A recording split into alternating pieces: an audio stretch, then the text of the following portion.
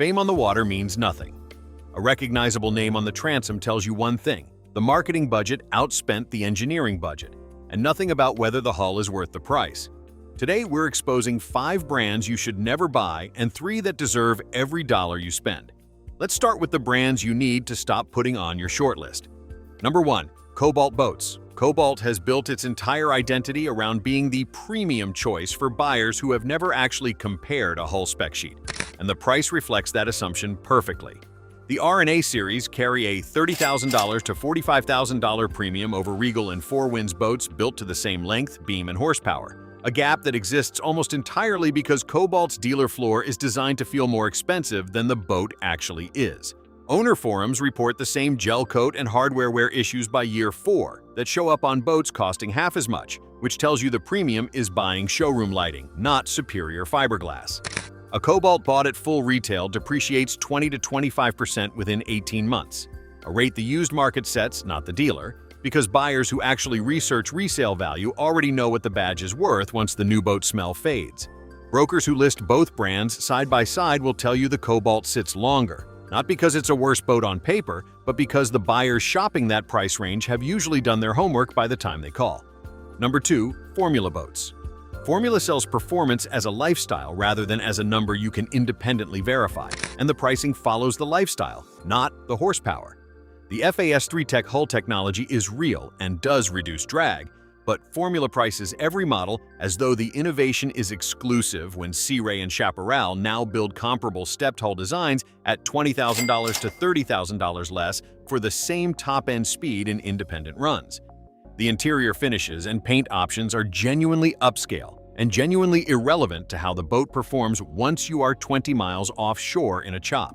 You are paying for a brand built around a racing heritage that the current lineup barely references anymore, a legacy premium disconnected from what the 2026 models actually deliver on the water. Ask a Formula owner what the boat actually does better than a Chaparral running the same drivetrain, and most conversations end up back at how it looks tied up at the dock. Number 3. Four Winds. Four Winds occupies the exact price bracket where a buyer has just enough budget to be tempted by the name and just little enough knowledge to skip the sea trial that would expose the problem. The H&TS series price within a few $1,000s of Sea Ray and Cobalt, while independent surveys consistently rate the fit and finish a full tier below both, particularly around hardware corrosion and upholstery seams by year 3. The brand changed ownership multiple times over the past 2 decades, and parts availability and warranty support have suffered as a direct result, a fact the dealership will not volunteer while you are signing the paperwork.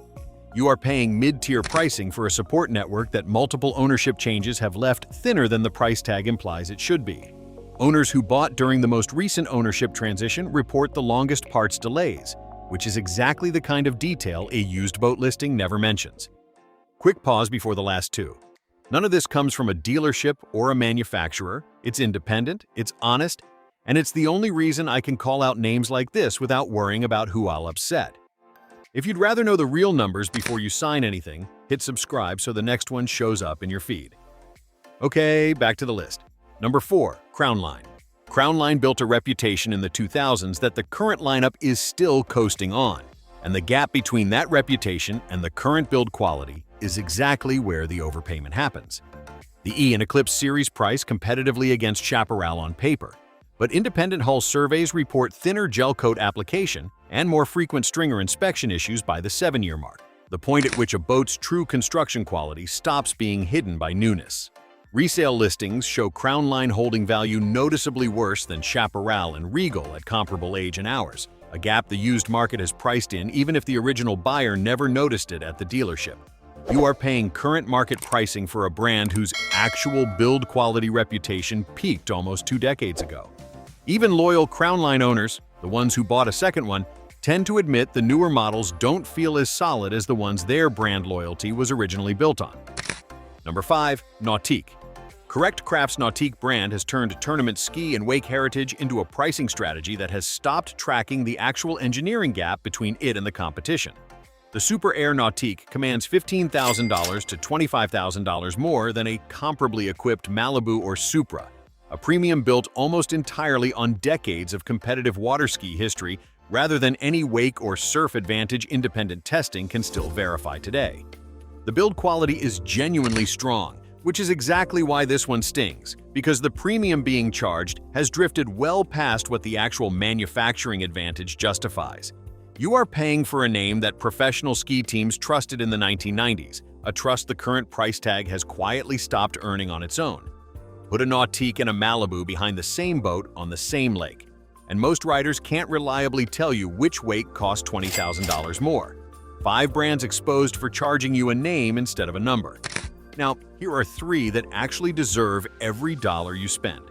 Number 1, Triton Boats. Triton is worth every penny because the brand builds its base and saltwater boats around what tournament anglers actually need to win, not around what looks good at a boat show, and prices the result honestly.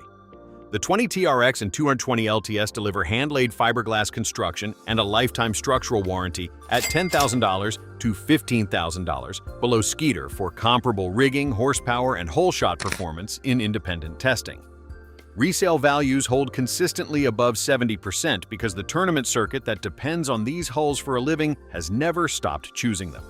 When your income depends on a boat performing exactly as advertised every single weekend, that's a far more honest review than anything a dealership brochure can offer. Number 2, Key West Boats. Key West is worth every penny because the brand has spent 3 decades perfecting a single thing, offshore-capable center consoles at a price that does not punish you for wanting real fishing capability without a luxury badge attached. The 239 FS and 263 FS match Grady White and Boston Whaler in independent rough-water sea trials while pricing $25,000 to $35,000 below comparable length and horsepower. Nothing about the interior is trying to impress you at a boat show, and that is exactly why the price stays honest. Owners consistently describe the same thing when asked why they'd buy another one, that the boat never once made them feel like they were paying for something they didn't need. Number 3, Pathfinder Boats. Pathfinder closes this list because the brand has built a genuine cult following among flats and inshore anglers by refusing to compromise hull design for anything other than fishability, and the pricing reflects real manufacturing discipline rather than brand insecurity.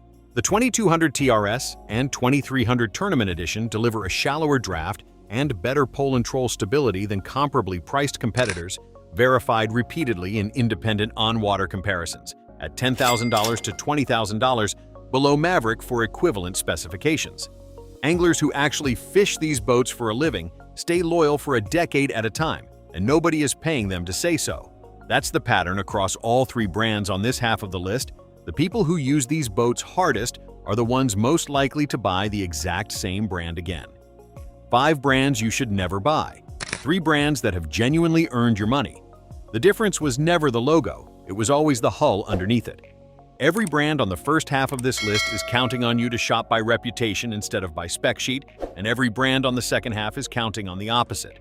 Drop the brand you think most people overpay for in the comments below. See you in the next one.